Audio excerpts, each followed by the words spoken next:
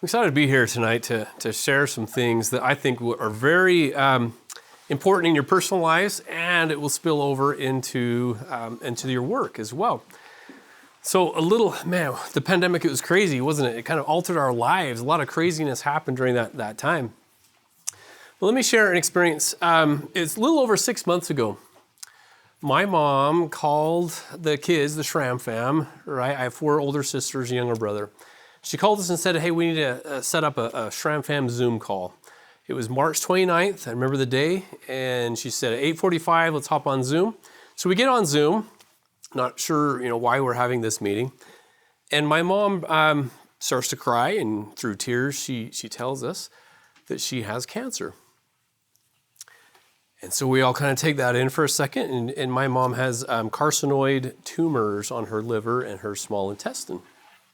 So then we were trying to process and going through this shocking news, and immediately we're asking questions about how far along and what's going on, how are we going to treat this? And a few months ago, she starts getting these shots. She goes in for these shots and gets them in her rear end once a month to help shrink some of these. She went in for surgery and had 6 of these removed. And now she continues to go back, and so far so good with this. But we don't know how long we have my mom.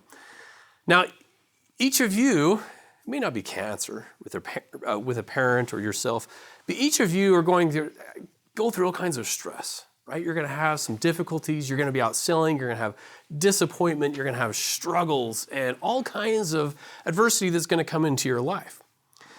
So this may look familiar actually to some of you because I took a picture of this billboard here in Logan on Main Street. I took a picture of this for several reasons. One, because I thought how interesting that we've come a long way in how we treat cancer. But this is an interesting one. This is not about chemo. This is not about shots. This is about a new technology called immunotherapy. So essentially they're saying, hey, if we can boost our immune system to fight cancer. And so yes, there's ways that we fight cancer. We decrease the negatives, right? It's a balance between decreasing the negatives. That means chemotherapy and these shots to attack it, to kill it. And there's a new way of immunotherapy where we increase the positives, meaning we're boosting her immune system so her immune system can fight the cancer. And that's really what I want to tackle tonight. I want to answer the question, why is it that some thrive and some falter through stresses and adversity and struggles?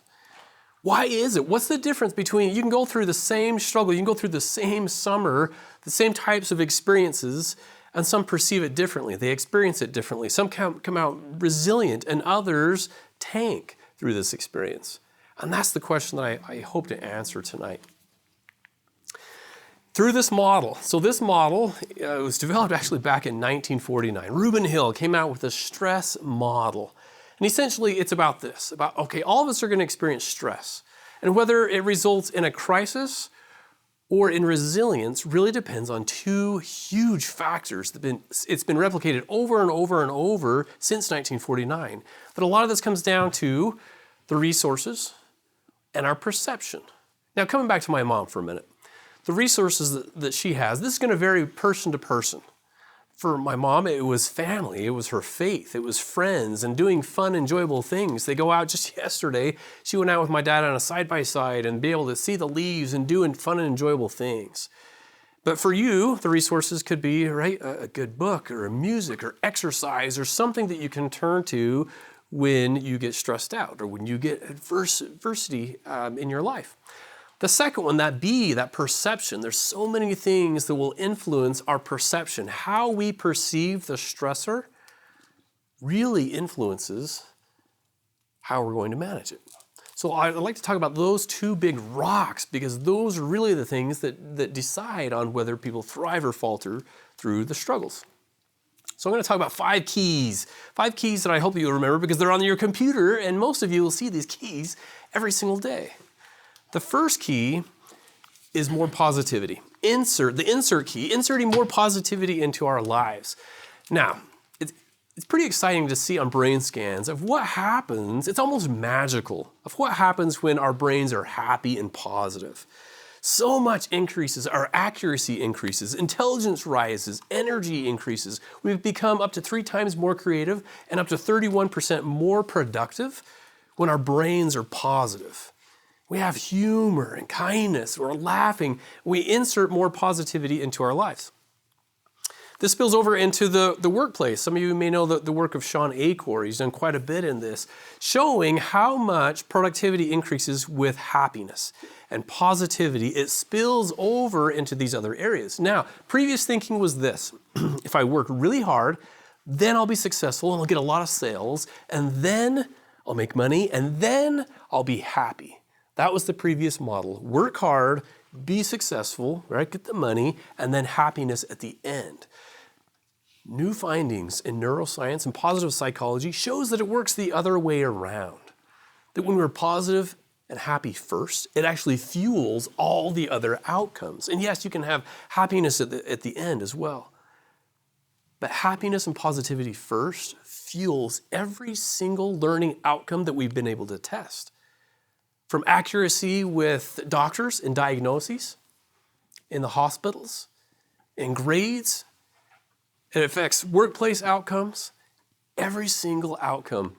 Sean says, we found that optimism is the greatest predictor of entrepreneur success because it allows your brain to perceive more possibilities. So the principle is this: negativity narrows. When we're negative, stressed out, and adversity comes, we can only see right what's in front of us. Positivity broadens. It's called the broaden and build theory. It opens our perspective and we're able to see the challenges differently. Now, that doesn't mean that we're not going to experience stress, but we will experience stress differently. He says this: only 25% of job success is based upon IQ. Isn't that interesting? 75% is based on 3 other factors.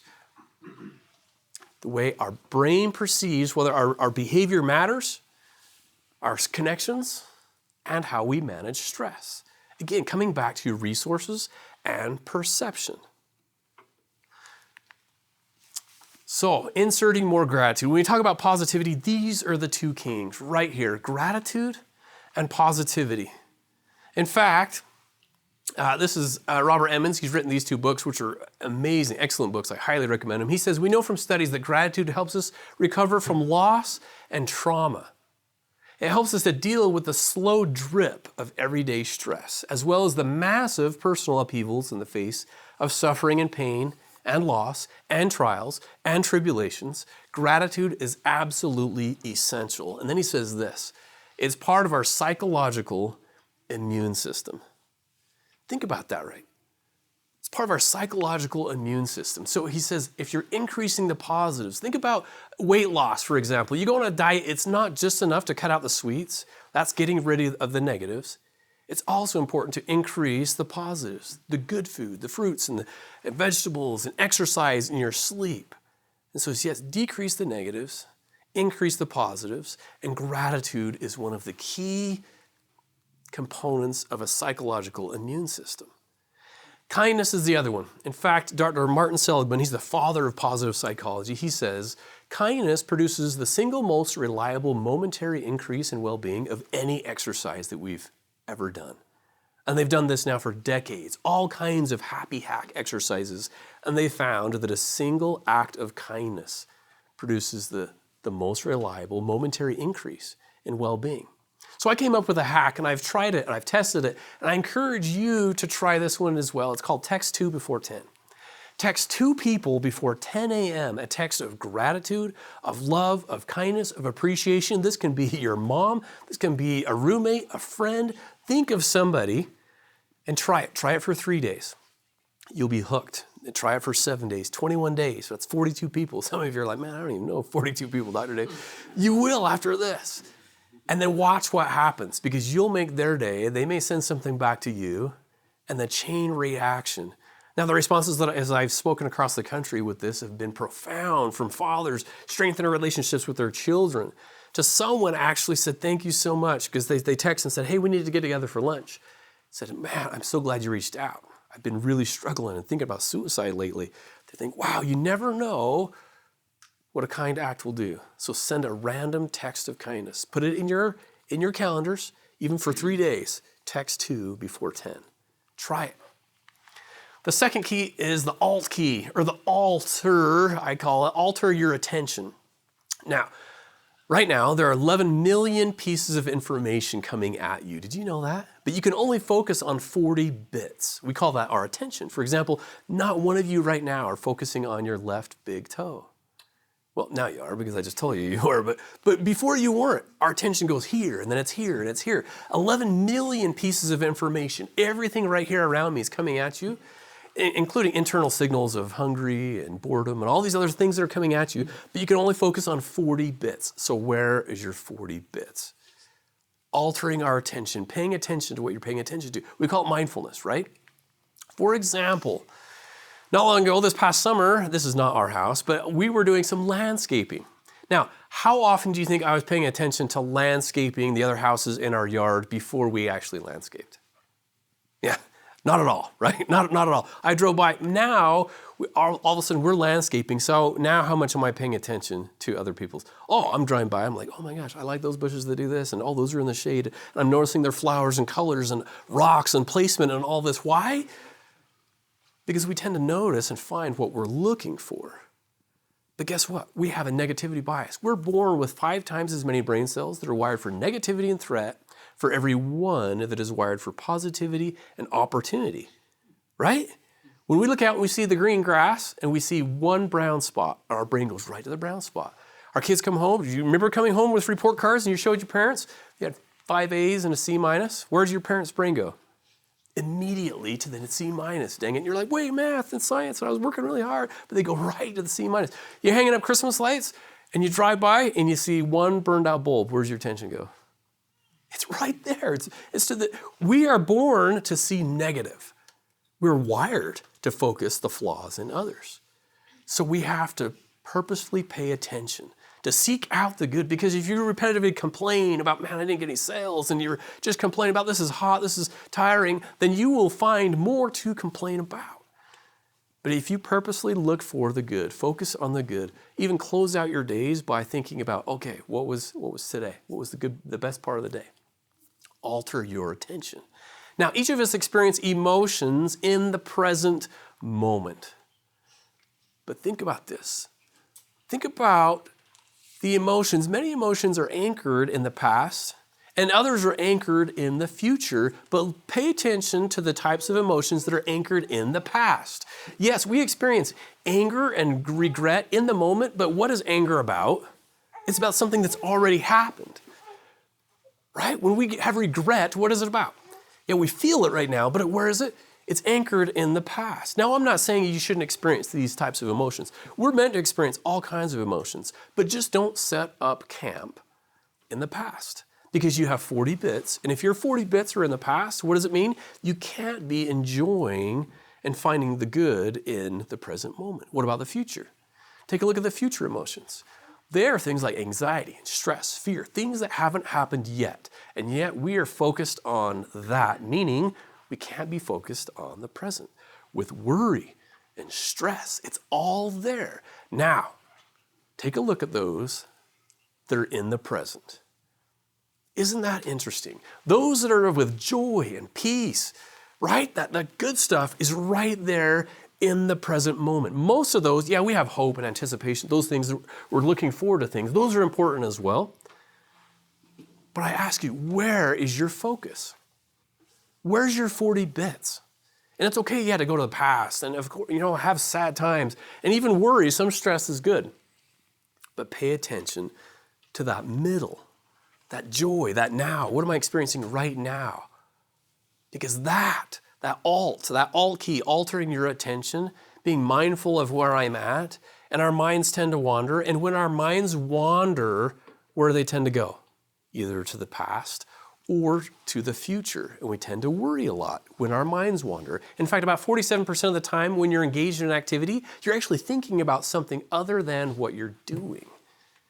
47% of the time when you're engaged in activity, you're thinking about something other than what you're doing. And during that time, it often wanders to the anchors of the past and the future. The third key is the home key. This is, I call, hang with positive homies. Of all the resources that we're talking about, people, that one is so powerful. Having someone to rely on, my mom, right? She has a wonderful sister that she talks with. My dad, us as her kids, and she goes out with these other couples that have these side-by-sides, and they go out and they have this wonderful time. That's a wonderful resource for her. In fact, research shows these are some predictors of staying alive. This was done by a researcher at BYU, a meta-analysis, a study of studies about what predicts staying alive, and it ranges from everything from clean air. That actually may differ a little bit in Cache Valley, right? Clean air in the wintertime, hypertension treatment, lean versus overweight, exercise. Actually, other studies have shown exercise is further down on the list. Cardiac rehab, flu vaccine. We won't even go there, right? That's a hot topic, man. Yeah. Quitting drinking, quitting smoking. Okay, what are the top 2 predictors of how well we do in this life? How long and how well we do in this life? Number 2, close relationships. Number 1, get ready for it. The number 1 predictor is quitting Fortnite. It's actually the strongest predictor. No, I'm just kidding, man. I'm just kidding. No, I'm just kidding. But take a picture of that and show your buddies. Be like, man, you got to quit, dude. It's going to kill you, dude. What are you doing? No. It really is social integration. It's this. Did you know that? It's actually this. Who you spend the other 8 hours of the day with. Close relationships, that's who you're quarantined with. Okay, so maybe roommates and stuff right now. Family relationships, social integration is this. It is who you're spending your summers with and going out. If those are really healthy, it's super good. If it's not, it's super not good for you on your health because it increases the stress. But that hanging with your homies, the good thing, is so good for you. In fact, one of the Fox reps actually talked with me during this past summer about some of the struggles and stresses, called me up and I talked with them for about an hour, and it was so helpful to be able to process some of this. So having someone you can trust, someone you can turn to, one of your homies is super important and ranks right about near the top of the resources that people turn to. The control key, I talk about controlling your controllables. Think about this for a second. How much control do you have over how much you work during the day? When you go out, you have some control, right? You can sleep in or fake sick or whatever you want out there. You have some control over that. How much control do you have over whether people will buy what you're selling? 0. Yeah, right? Okay, well, you have a little bit like, some skills and this, and be like, yeah, hey, how you doing? Yeah, and then they're like, oh, I'll buy what you're buying. But it really is, there's some things that you can do that you can only control what? Really you. You can't control their attitude, their personality, their bad day, whatever they've been smoking or anything, that kind of stuff. You can't control any of that. Control your controllables, and that leads back to your perception. You have a lot more control on how you respond rather than react. So this principle relates to not taking the hook. What's a hook? A hook is anything another person says or does that immediately gets under your skin. For example, the Schramm family, my wife and I were about ready to go to a meeting. We tell the kids, hey guys, can you clean up the dinner? Can you put this away? Hey, Chandler, can you unload the dishwasher? It's not that hard, won't take you that long. We're telling our kids orders and things because we're headed out the door. As we're headed out, our oldest, she says, if it's not that hard, then why don't you do it? Right? That's a hook, completely a hook. Don't take the hook with customers, whether they're trying to challenge you and this stuff doesn't work, or if these guys are cheaper, whatever it is, immediately will get under your skin. Don't take the hook. Learn to respond rather than react. And those things are so different. The happiest people I know are those who've been able to learn to control their temper, their tongue, and their tone. You master those three, your temper, your tongue, and your tone, oh man, you will be so much more resilient instead of just grabbing and taking that hook and jumping right onto somebody. Learning to, and I call it, learning to be a first responder rather than a nuclear reactor. How many of you know nuclear reactors? It's just anything can set them off so fast. What does a first responder do? They're instructed to come upon an accident, oh man, this is very stressful, and they assess heart rate, respirations. Yes, immediately, okay, where's the need, what's happening, bleeding, trying to assess that. Well, that's what we can do. is a first responder being, okay, I can tell I'm getting a little bit heated right now with this person in this situation. I need to take a break for a minute. This is really stressing me out. I'm getting really upset. I'm no cells and I'm starting to lose my cool with everybody. And now I'm getting ticked off. And then someone calls me and I just unload on them. Learning to become a first responder and keeping your cool when things get hot is so important. In fact, it's important, I call it, we need to be aware of our heart rate, but more importantly, get our hearts right in the situations when we're out there. Because when our hearts are not right, no matter what we say or do in that situation, we'll always be wrong. So being able to self-soothe, emotional regulation, keeping our cool, and really be able to control our controllables, those things that you can control. The last one is the end key, mending the end. I talk about mend the end. With most stories, with most things in life, we tend to remember the beginnings and the endings. So let me talk about the beginnings first. How you start your day. Starting your day in a positive way will completely affect the rest of your day. Get this, one study showed that if people watch as few as 3 minutes of negative news first thing in the morning, so wake up, turn on the news, or whatever they're watching, as little as 3 minutes of negative news, they are 27% more likely at the end of the day to rate their day as a bad day. Because your brain is so open to whatever you first put in it, the beginning of the day. So how you start your day, exercise or yoga or meditation or prayer or reading or whatever it is to kind of set your tone for the day rather than any kind of negativity. Again, getting at the death scroll of social media like first thing in the morning. Yeah, your tank is just going down, down, down. So avoiding that, try to do something different. All right, the end of your day. The end of your day, how you end your day, whether it's with your teams or the end of your day, your work day or the end of your night, ending that in a positive way is super critical because one of the last things then your brain processes is how you end the day.